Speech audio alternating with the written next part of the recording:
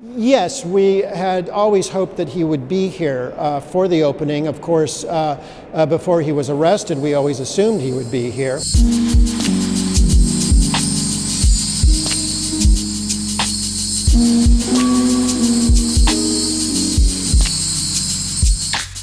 In October, Washington's Hirshhorn Museum opened Ai Weiwei, According to What?, the first major retrospective of works by the Chinese artist in North America.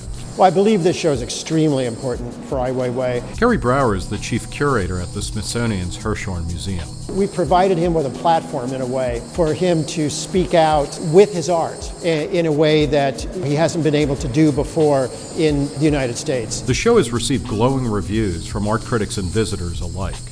The artist himself might share that view, if he ever gets the chance to see it. Unfortunately, as we were in the middle of working with Ai Weiwei on the exhibition, he of course was arrested in China and incarcerated for, I believe it was 81 days. Ever since Weiwei was released and they put these conditions on him where they said, you know, in a year we'll give you back your passport.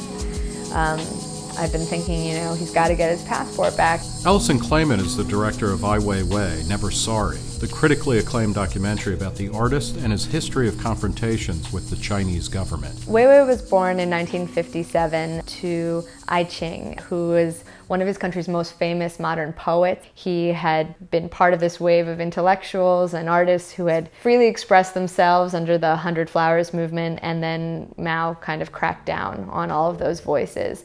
And so Weiwei was born at the moment when Ai Qing was sent into domestic exile in far western China, where he then spent the next 18 years essentially labeled an enemy of the people, a class enemy. So I think Weiwei also, at a very early age, had a completely clear-eyed picture of what a state power can do to an individual. I like to think of it as Weiwei sort of leapt from the art pages onto the news section around the time of the Olympics. He helped Herzog and Demeron, the Swiss architects, design the Bird's Nest Stadium, which ended up winning the design contest. When he was interviewed about his work, which he was very proud of, the stadium itself, he very publicly said, you know, I think these games are a sham, they're a fake smile for the rest of the world, and it's not about China joining international community and international values, and so I'm not interested in the games at all, and I'm not even going to go. That was around 2007.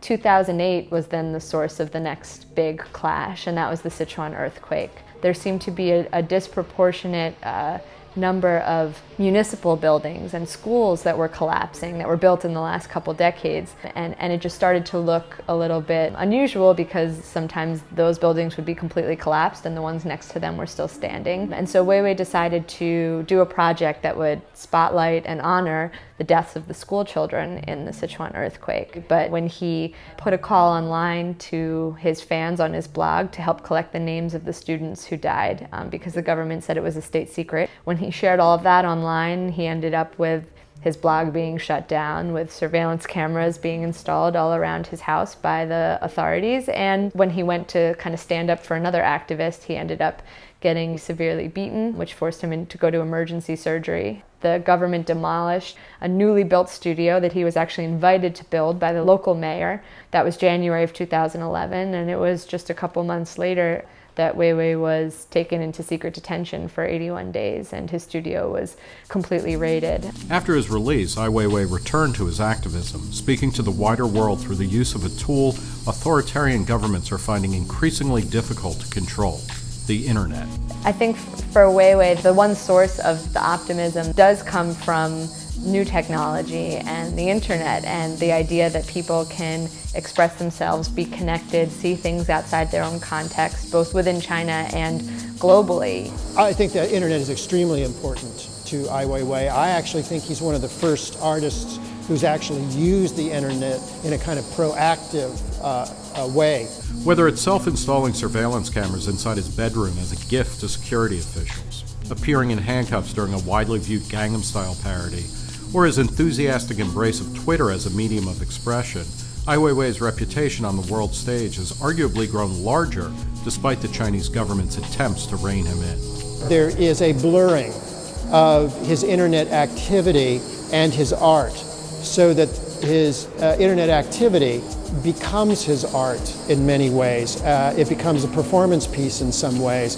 There's no direct dividing line between the sculptures that are in this gallery and what happens when he actually sends things out to the thousands of people that are following him. The exhibit will remain in Washington until the end of February, at which point the show is scheduled to move to Indianapolis, Toronto, Miami, and eventually New York. There is, as yet, no word whether the artist himself might be as free to travel.